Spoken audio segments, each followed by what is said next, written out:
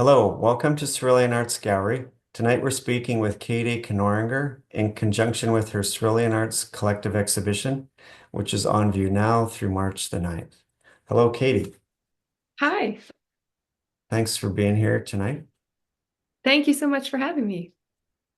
So tell us about your current show. All right. Well, these are painted paper collages, and some of them, like the ones that you're seeing now on the screen, are on board, and some of them are on canvas or they're fabric backed.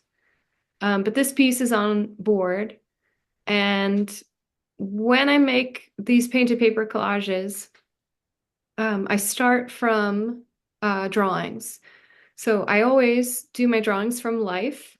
I like being in the presence of my subject. If it's a person, an animal, a space, I like to be there and make drawings of what I'm actually seeing and experiencing.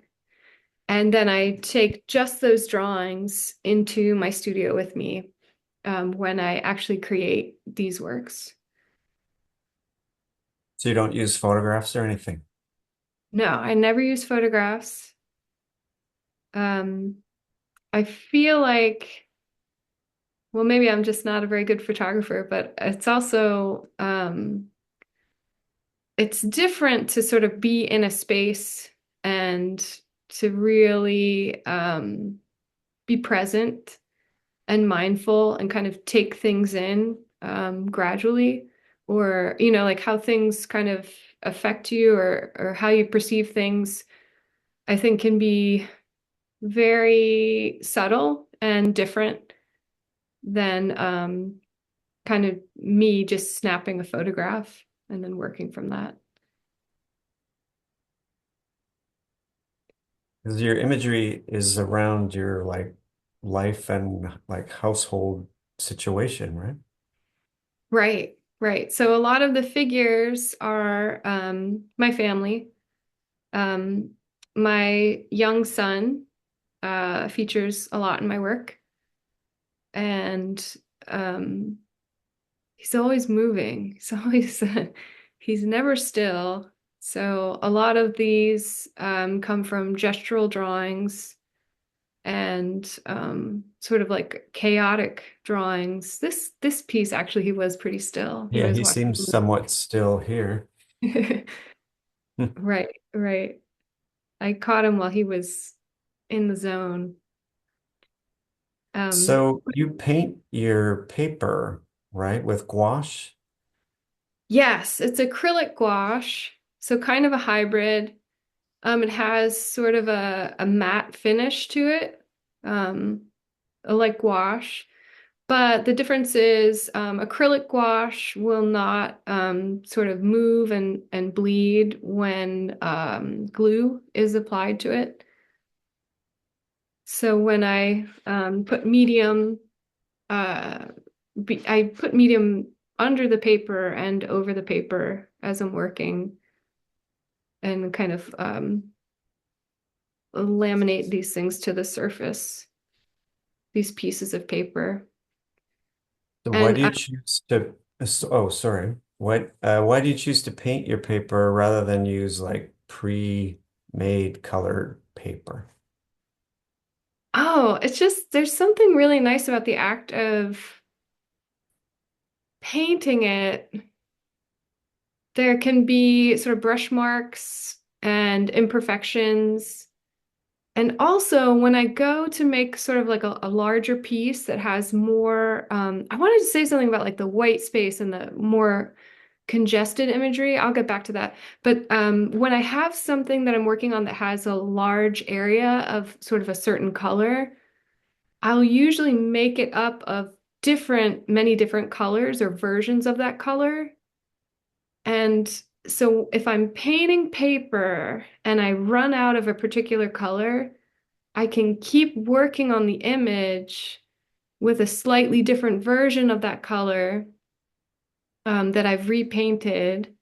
And then you can kind of see the process. You can kind of like follow my tracks through the image how I'm building it.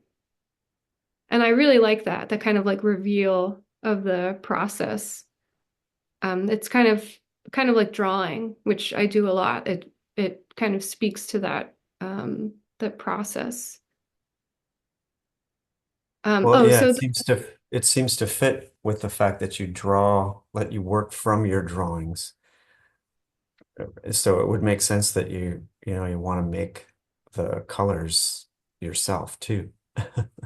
yes, yes. And there's something about cutting the paper with scissors rather than tearing it or doing something else. Cutting the paper with scissors, I think, is also really akin to drawing, the process of drawing, because it speaks to edge. Um, and so if I'm making a pencil drawing, the lines that I'm using to kind of define the edges and the contours of my subject are kind of mimicked by the cutting of the scissors through the paper. Or that's what it feels like to me. They feel very similar in terms of process.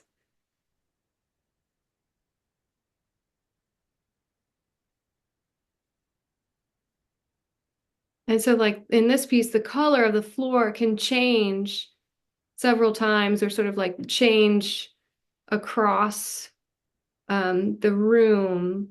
Um, and that shows a little bit of the process, like how the image is built. Sometimes it alludes to like a shifting in light and shadow, but sometimes it's kind of just these playful things that happen, these kind of incongruities that I lean into. And cats figure a lot in your work. Cats, yes. I I love animals. I'm an equal opportunity animal lover, but I do have cats at home and they're just wonderful models. Sometimes they're very still, again, but I like the challenge of a moving subject. And there's something I think sort of like so familiar. I mean, so these are particular cats, like particular individuals that I'm like when I look at this image, I'm like, oh, that's Fig. Like I know that individual, but there's something about the shape of a cat that I think is kind of universal and recognizable, and the shapes that they make, that their bodies make, the different postures and poses.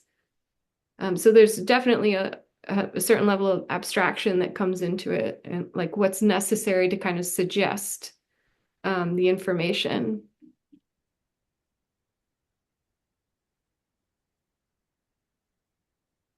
I did want to say something about, so some of these images, like the one that's on the screen now, is sort of like very full.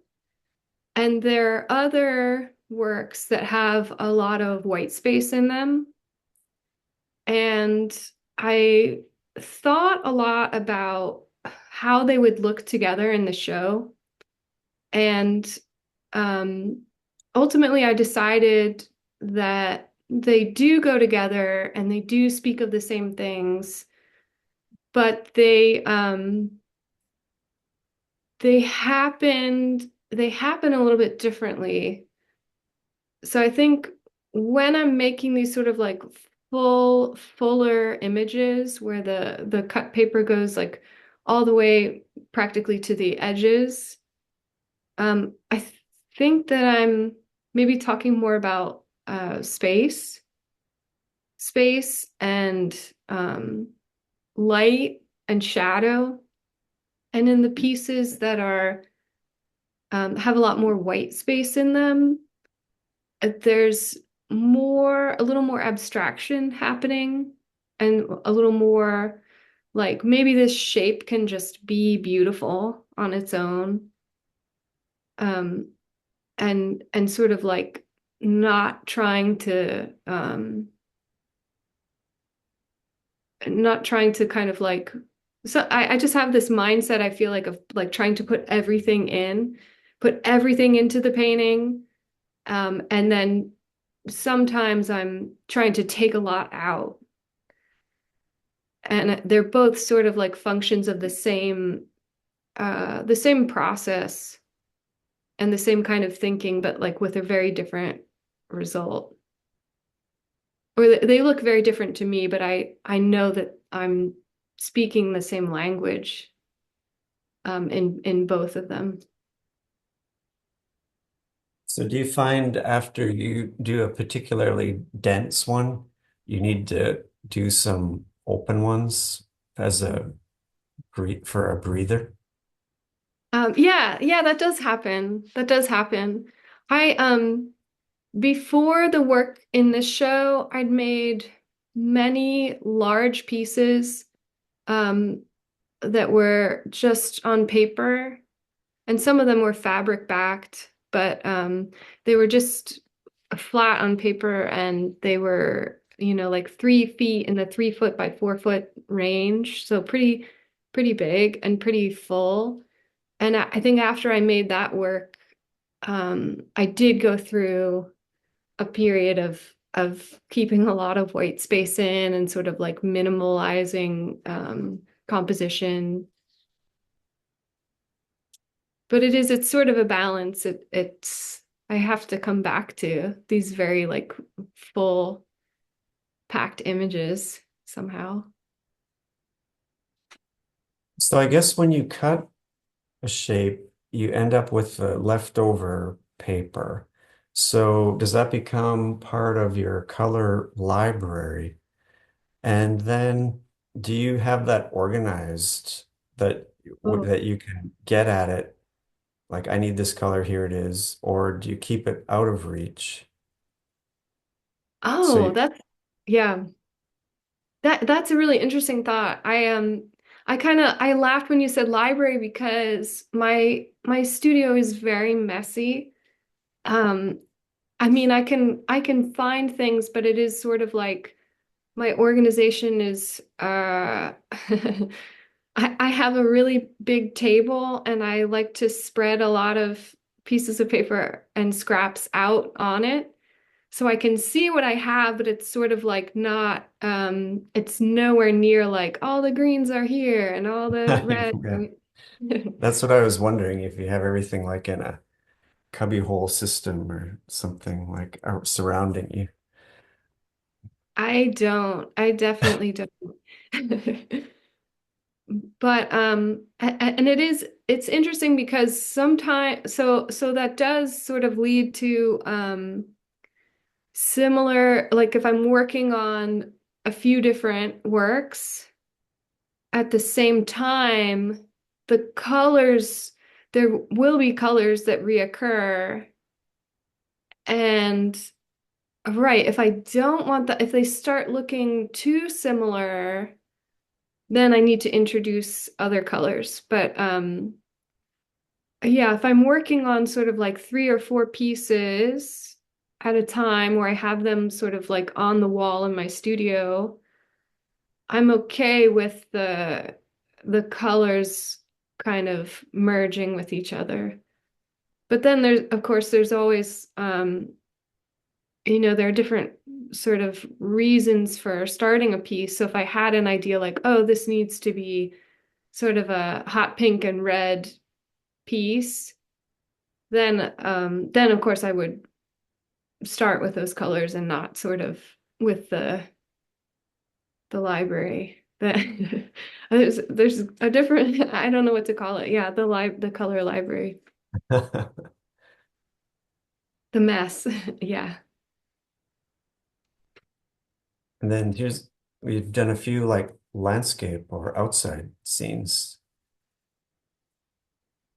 Yes. And this piece happened sort of on a whim. I was working a little later than usual in my studio. And when I looked out the window, I mean, I must have just been in the zone or something, because sometimes you look out a window or you just like turn around and it just seems like there are all these paintings everywhere. Or I feel like what I'm seeing, I'm like, oh, that could be a painting, this could be a painting. Like I turned my head, I'm like, that could be a painting. But this was one that I just turned and looked out the window as I was sort of finishing my workday. And I thought, oh, that needs to be a painting. And I did some drawings kind of quickly while I was feeling that and made this work. But I think the besides right, these two kind of landscapes, I think everything else is kind of figurative. There's one piece called landscape, but it's some toys on a table. Yeah, night and both night scenes.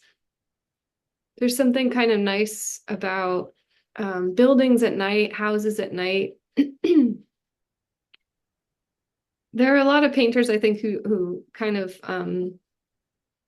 are drawn to that kind of like the windows glowing and the kind of the color of the sky as it's darkening, and you get this silhouette, or things are less discernible, but it's some shapes come out really sharp. There's something really nice about dusk or night with landscapes, I think. Yes, it's like a veil of shadows laid over everything. Mm, So the daytime dress is subdued. that's a great way to put it.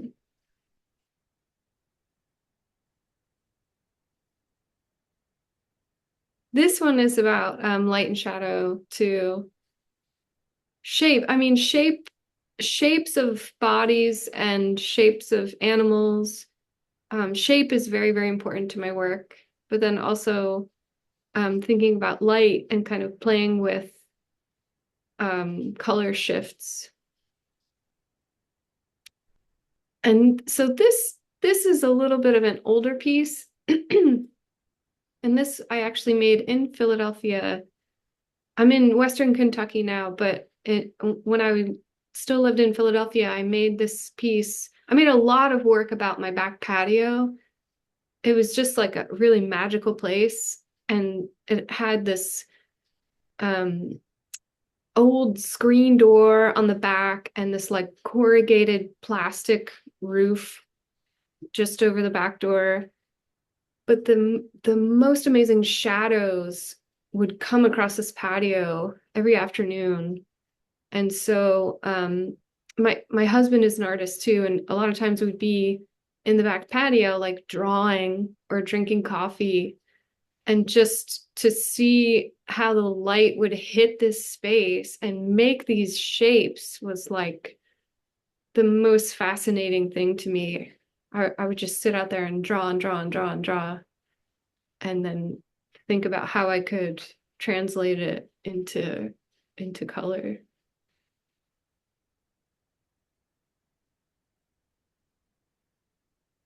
Yeah, the bands of color are amazing. You really get that sense of sun and then half light shadow. This piece is from Kentucky, where I live now. Um, and my husband had made these statues, these little like cats, they're cats that would sit on the banister outside. And so that yellow shape that seems kind of square, kind of robotic in the middle of the window, that yellow shape, that's a cat sculpture, statue, essentially, made out of wood. And inside the window were these gourds sitting on the windowsill and part of a piece of furniture coming into view. And it just, I don't know, there's something about like this creature, this sort of, I mean, inanimate object, but like creature um, sitting outside the window uh, that just attracted me. Yeah, window views, I think windows and views through doorways factor in my work pretty often. thinking about maybe like how to frame things, but also it's something about like viewing your space, like watching something unfold through a window, like looking through a doorway into another space.